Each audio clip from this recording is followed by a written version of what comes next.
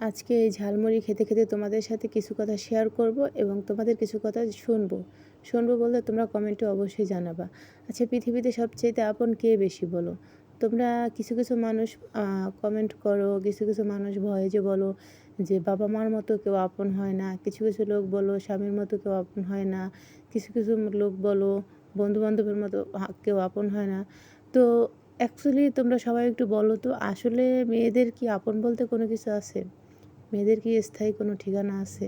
মেয়েদের ভালোবাসা, মেয়েদের কোনো কিছুরই কি কোনো গুরুত্বের কোনো দাম আছে কারো কাছে? একমাত্র যে ব্যক্তি মেয়েদেরকে সসম্মানে রাখতে পারে, যেই ব্যক্তি মেয়েদেরকে মনে করো এই 17-18টা বৎসর যে ব্যক্তি মনে করো মেয়েদেরকে আশ্রয় দিয়ে রাখে, সে হচ্ছে বাবা। একমাত্র বাবার মতো পৃথিবীতে কোনো দরদি হয় না, বাবা আর মা।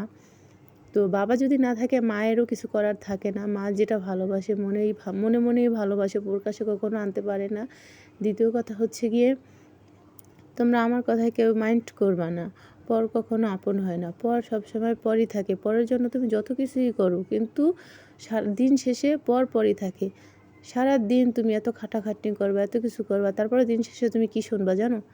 যে তুমি কি করো ঘরে, তো কী করো সারাদিন? তো দেখি শুয়ে বসেই থাকো, সারাদিন তো দেখি ফোনটাই টিপো।